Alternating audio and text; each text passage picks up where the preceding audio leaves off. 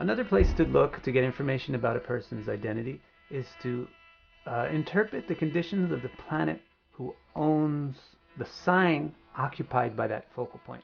So for example, there's 3 focal points: Ascendant, Sun, and Moon.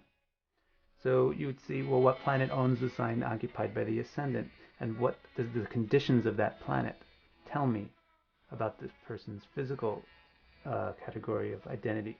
Because we're talking about the Ascendant pertains to physical. So for example, in Krishna's chart, the Moon and the Ascendant are in Taurus. Taurus is a sign owned by Venus. So by examining Venus in his chart, one gets a great deal of information about his emotional and physical identity. We actually went over the implications of this in a fair amount of detail in the previous episode, so we'll leave it at that and move on. Now let's take a look at the Sun in this chart. The Sun is the focal point which pertains to the person's deepest ideological layers of identity. In Krishna's chart, the Sun occupies the 4th house. Now the 4th house is the deepest part of the sky. The 4th house are all the private, internal, deep emotional things within us. And that's the very reason why this part of the sky, the 4th house, is the inherent domain of the Moon. So in this chart you see the Sun occupying the domain of the Moon. Again, another repetition of this theme of unification of different layers occurring in this chart. So we had first the Ascendant and the Moon being unified by their position, indicating a oneness between the body and the mind of Krishna. Now we're seeing the Sun occupying the domain of the Moon, indicating a unification of this person's ideological and emotional layers of self.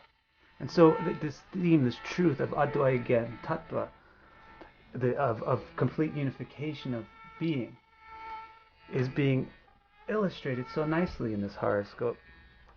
The physical nature, the emotional nature, the ideological nature, they're all one, and they're all grouped around the Moon and tied to Ketu, who's transcendental. And so that really, really does give you a good understanding of who this person is. Now that Sun that we talked about is not just in any sign. The Sun is in his own sign, Leo. So Leo, the Sun in Leo, Leo is the most kingly and autocratic of all the places in the zodiac. And when the Sun is occupying Leo, it's indicating a person with a lot of an autocratic nature to their ideological self. They decide their own ideologies, moralities. They're self-ruled, swatantra. Now, not only is he in Leo, the Sun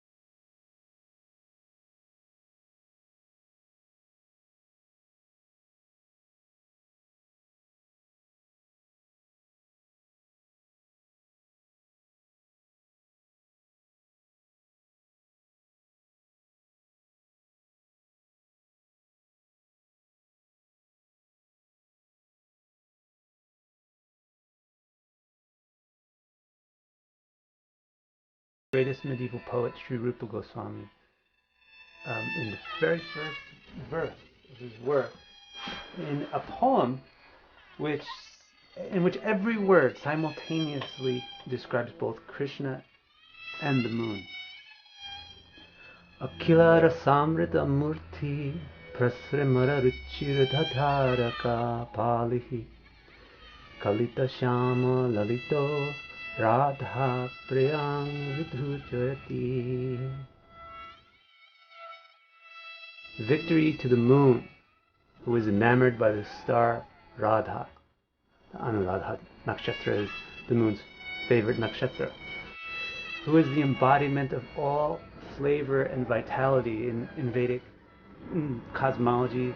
The sun lets the plants grow, but the moon gives the plants the sort of light that they need to make them juicy and delicious. The moon's radiant luster dominates the galaxy of stars, and the moon owns the romantic graces of the dark night. So this is how that poem refers to the moon directly, but it can also refer to Krishna. Victory to the moon like Krishna, who is enamored by Sri Radha. And we'll look at that in an upcoming episode, who Radha is and what their compatibility astrology is. And we'll learn about compatibility astrology in that way. And he goes on to say Krishna is the embodiment of all flavor or pleasure and vitality. Akila Rasamrita Murti. He's the very form of all pleasure and bliss. His radiant luster dominates the hearts of the star-like girl named Taraka, the goddess Taraka, and the galaxy-like girl named Pali. These names refer to stars and galaxies. And who owns the heart of the beautifully dark girl named Shama, and the romantic, graceful girl named Lalita. So you will get more information about all these really sort of titillating and enticing descriptions of Krishna in the next episode.